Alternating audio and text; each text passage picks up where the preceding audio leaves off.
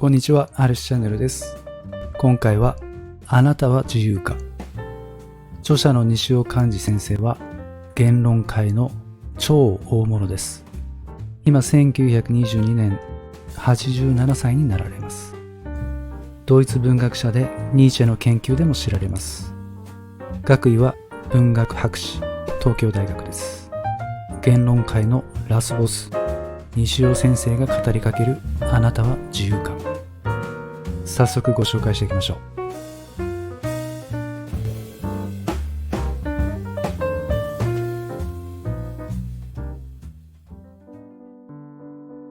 私の友人にアダム・スミスの研究家がいます。アダム・スミスといえば国富論の著者で、見えざる手という表現は有名です。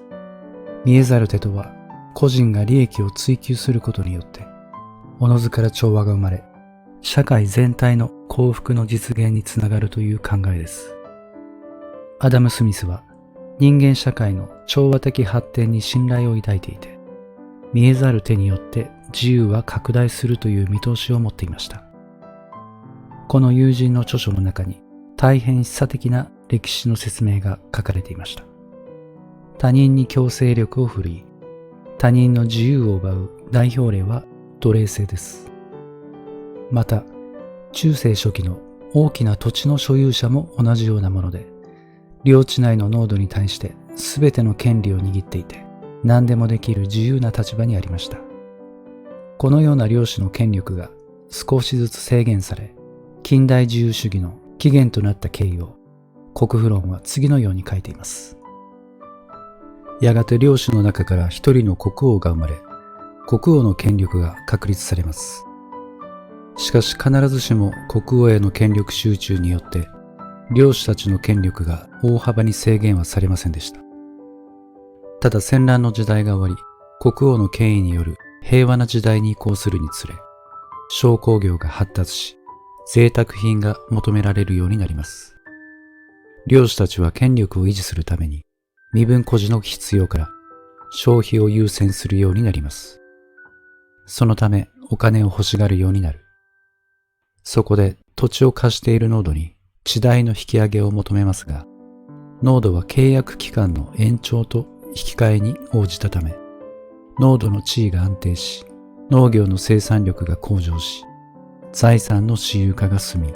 徐々に自由の範囲が広がったというのです。領主たちは農民の自由を目的としたわけではありません。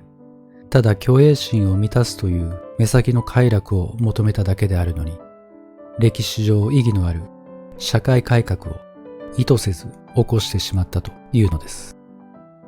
見えざる手が歴史の縦糸の中に織り込まれた一例であると友人の本は述べています。しかし今私たちが暮らしている現代社会には、領主もいなければ無権利状態に置かれた奴隷や農奴は存在しません。私は見えざる手によって自由が広がるのではなく、私たちの権利が知らぬ間に脅かされ、不自由にいつの間にか覆われてしまう人間の意図を超えた怖い側面を暗示したいのです。中世から近代への見えざる手の働きが、近代ではうっかりすると自由の実現ではなく、自由の縮小や制限に働きかねないということを意識してみたいと思います。1919年から1933年のドイツ・ワイマール時代における自由の拡大がヒトラーの台頭を招いた一例を挙げれば十分でしょう。現代はアダム・スミスが生きていた時代と違って自由が過去例にないほど広がりすぎ、自由は当たり前のことであり、人はほんの少しの自由の制限にも傷つきやすく敏感になっています。その結果、人間が弱くなっているのがこの現代社会です。自由が当たり前になるにつれて、経済の競争が道徳を磨くことにはつながらず、むしろ堕落や大敗に道を開く可能性が大きくなっていることを考えなければなりません。見えざる手という人間の意図を超えた力が国家や社会を動かす可能性は紛れもなく増大しています。しかしそれはアダム・スミスの時代のように予定調和に向かうのではなく、正反対の破局に至る道かもしれません。人知を超えた何かに人間が誘導され、動かされていく運命への予感が、今ほど大きくなっている時代はかつてないように思われます。さて、世の中には2つの自由があります。ヒトラーが奪うことのできた自由と、奪うことのできなかった自由です。強制収容所の過酷な条件下においては、あらゆる市民的権利が奪われていますが、犯すことのできない個人的精神、いわば内的自由がありました。この2つの自由を比較する上で、英語では市民的権利の自由をリバティと呼び、個人的精神の自由をフリーダムと呼んでいます。人が立派な家を建てて快適な環境を整えても、そこで真の生活が行われるかどうかは別問題です。子供がのびのびと成長できる環境を整えても、その子供が期待通り成長するかは別問題です。この2つの例の前半部分がリバティで、後半はフリーダムです。アダム・スミスは日本語で自由と訳されている言葉にリバティだけを用いています。家をいかに快適に整えるか、子供の教育環境をいかに良くするかが経済学の課題ですから当然でしょう。家での真の生活は何か、子供の成長とは何かであるかは、個人的課題で人によって異なり、経済学では扱うことのできない領域です。一人一人の心の決定の自由という問題です。私がここで扱う自由とは、この精神の自由です。他人の自由を奪う代表例は奴隷制度だとお話ししました。では、奴隷に自由はなかったのでしょうか。リバティはなかったかもしれませんが、フリーダムまでなかったと言えるのでしょうか。奴隷だった哲学者で真っ先に思い出すのがエピクテトスです。皇帝ネロの家臣の一人の奴隷となり、幼い時ローマに出て、主人に撃たれて足が不自由になったと言われます。後に解放されて哲学の教授となりました。彼は己の欲するがままに生きるのが自由であると言います。そこには徹底的な放棄するの構えがあります。財産、名誉、役職などはもとより、自分の肉体さえ我々の力の及び得る範囲にないものとみなし、放棄する構えの中で生きることが彼の言う自由なのです。彼はこう言います。意見、衝動、欲求などの我々の活動は力の及ぶ範囲にあるが、財産、名誉、これら我々の活動でないものは、我々の力の及ぶ範囲内にはない。力の及ぶ範囲のものは自由であり、邪魔されないが、力の及ぶ範囲にないものは、脆くて、隷属的で、よそのものである。そこで、次のことを記憶しておくがよい。もし隷属的なものを自由と思い、よそのものを自分のものと思うならば、君は邪魔をされ、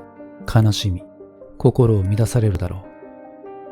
う。もし君のものだけを君のものと思い、よそのものを実際そうであるように、よそのものだと思うならば、誰も決して君に強制しないだろうし、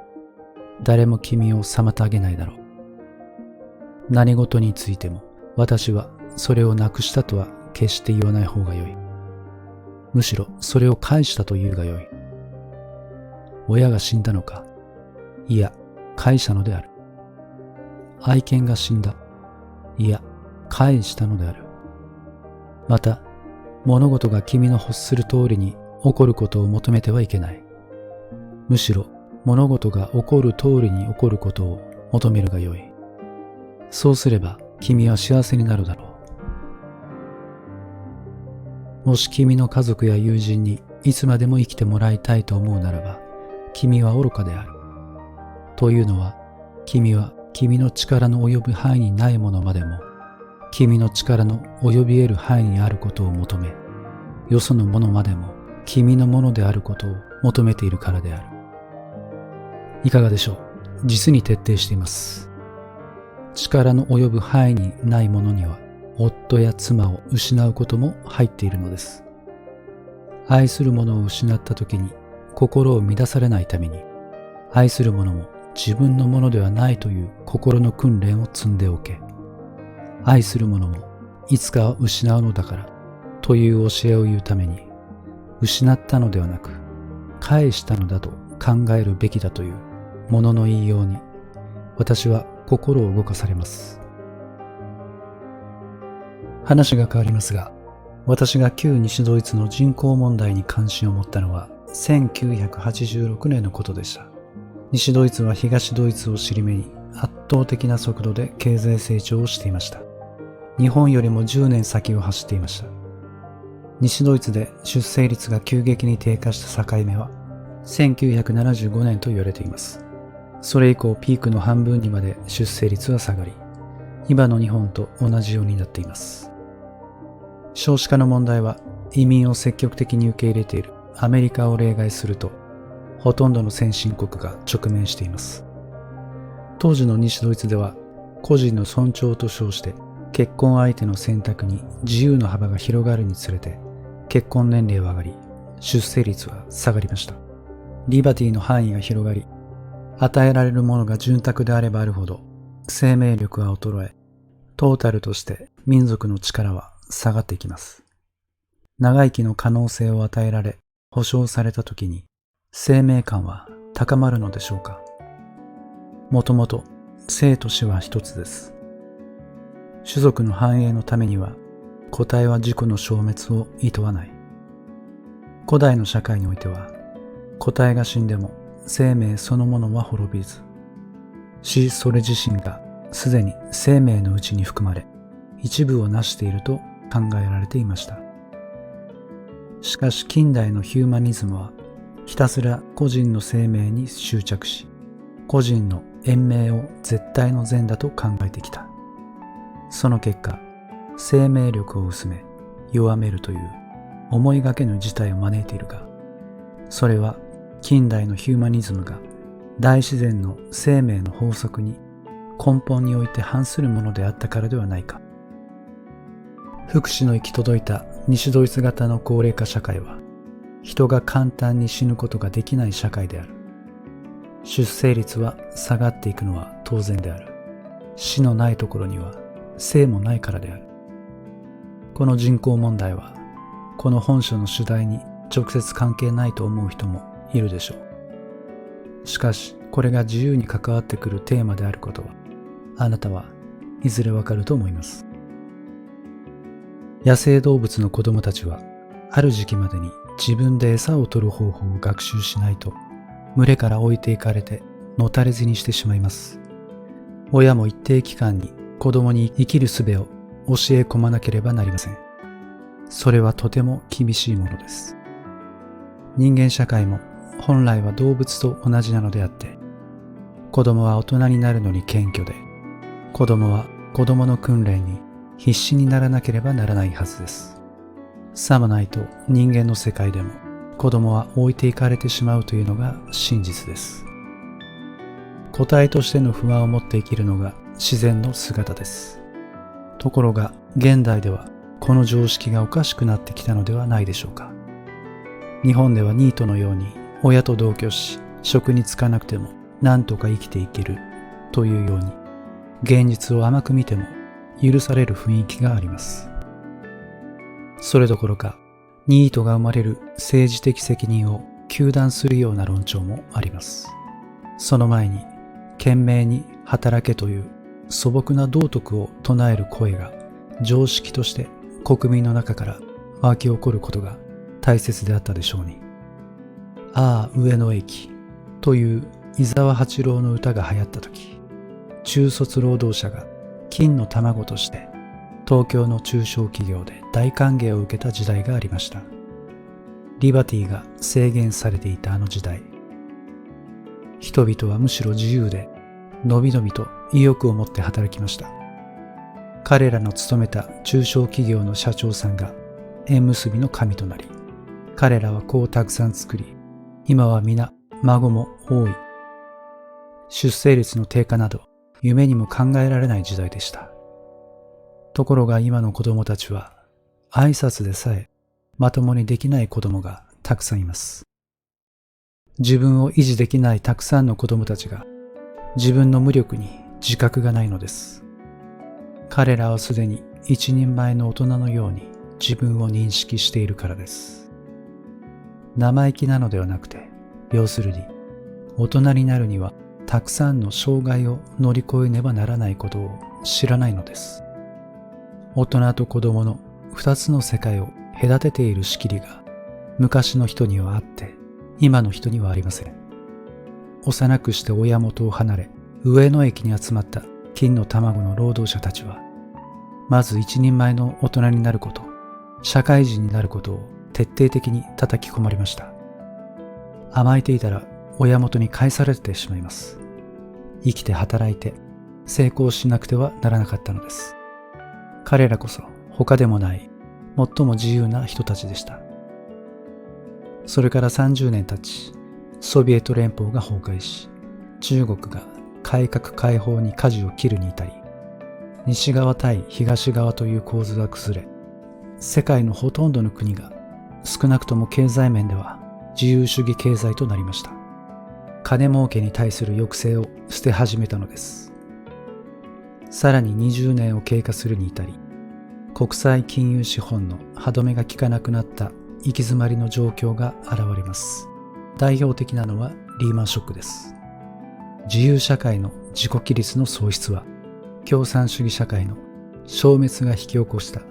最も大きな余波の一つです。金が金を生む気の狂ったような構造が実体経済を離れて拡大されたことに大きな破局の原因がありましたが、それはベルリンの壁の崩壊や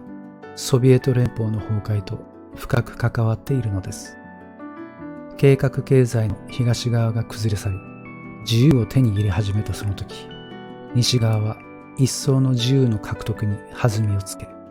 自己コントロールが効かず、ついに自由を失ったのです。マルクス主義は滅びたはずなのに、増殖する資本の運動に人間は支配され、やがて自由を奪われるというマルクスの予言が、あたかも正しかったかのごとき現象が発生したのです。過度の自由社会はかえって自由を破壊する。それを絵に描いたような金融カオスの悲劇が21世紀の幕開けに起こったことを忘れることはできません。今なお世界はその暗雲の中に閉じ込められているからです。自由の概念にはいろいろな形態があることは確かめてこられたと思います。安易な自由は一つもなく、そして最後は常に自由は存在しないという岩盤にぶつかってしまいます。例えば私は自分を認識することができません。自分以外の一切を認識することのできる私は、認識する主体である私だけは認識できないのです。強いて認識しようとすれば、認識する私と認識される私の二つに便宜上分裂させるしかなく、認識する私がどんなに科学的に分析しようとしても、それをする主体である自分は謎のように常に残り、認識されることを拒絶しています。わかりやすく認識するを評価するに置き換えてみます。各々の人生の価値に最終的な判定を下す者はこの地上にはいません。私たちは評価される私と評価する私とに常に分裂する受け目にさらされて生きています。評価する私はうぬぼれと髭の間を揺れ動いています。おそらく多くの人が死の間際まで心のどこかで迷い続けるでしょう。私たちが救済されるか否かはそのことと無関係ではないのです。神様以外にこの地上で私を評価する者はいないんですから、神がいなければ私が私を評価するしかない。結局は評価できないということであって、それでは救いはないということになる。そこから自由の自覚が芽生えるのです。本当の自由はそこから始まるんじゃないでしょうか。自分というものを簡単に評価できると思うのは間違いです。わかりやすい例で言うと、私は目を持っていて、外の世界を目で見ています。しかし私は自分の目を見ることができません。他の個体は私の目を見ることができるのに、私だけが個体としての私の目を見ることができないのです。その時の私は個体ではありません。私は私なのです。私とは一体何でしょう。これは自由と同じくらい難しい概念です。いや、概念としてまとめ上げることができない何かです。概念化する一歩手前のところで消えて見えなくなってしまうもの。それが私であり、私の自由なのです。私は先に何か原因があって行動がなされた場合、それはもはや自由ではない、必然であると申しました。人間は自分の意思通りに認識したり行動したりしている存在なのでしょうか。もしそうであるなら、私の意志が私なのです。外にある何らかの原因が私を縛ることはなく、私は無限に自由であり、外の世界の一切の条件から解放されていることになります。もとより私たちは現実の生活において、家族、社会、国家などといった様々なものから制約され生きていて、そういうものから解放された瞬間を自由と呼んでもいいでしょう。また、憲法や法律が保障する個人としての自由の保障もあります。しかし、人間の意志は果たして自由であるかと私は問うたのです。人間の意志とは、意欲、欲望、衝動などを含む概念です。私たちは外的な様々な束縛から仮に解放されても、何かを欲することそのことに、つまり意欲や欲望を持つこと自体に、すなわち自分の心の中の動きそのものにはっきり気づかぬままに縛られて生きていないと言えるでしょうか。何事にも縛られていないつもりでも、その自分に縛られるということがあるのではないですか。私たちは自分の意志で行動を起こし、決断し、決定したつもりになっていることが少なくありません。しかし、どこまでが自分の自由であり、どこからが必然であったのかを見定めることは、実に難しいのが常です。現代では、意志の自由をめぐって科学的実験が行われています。ある人が手首を曲げる。その時、脳活動による電位の変化が測定されています。意識的に手首を曲げる動作を決定するおよそ3分の1秒前に脳の活動が開始されることが1980年に発見されました。カリフォルニア大学神経生理学教授ベンジャミン・リベットによると、動作を起こす決定がまず潜在意識でなされ、それが顕在意識へ翻訳され、それから実際の行動が起こるという順序が確認されているのです。私たちはなんとなく自分の意識が行動を決めているような気がしています。しかし知られている通り、意識は判断を下す司令塔ではありません。意識とは脳の無意識の部分、潜在意識が動いた結果を自動的に受け取って、あたかも自らが主体的に決定したかのように錯覚する機能に他なりません。私たちは無意識という幻の中を漂って生きているに等しいのです。はい、これで本の紹介を終わります。結局この本の中では、真の自由とは何かとは答えは出ないと言っていますが、それでも不自由の中から自由を求める、それが人間としての姿だとおっしゃっています。奥が深いですね。この本にはロシアや中国、東ドイツの共産主義体制を様々な角度から考察しています。ご関心を持たれた方はぜひ手に取ってご覧になってみてください。ではまた次の本でお会いしましょう。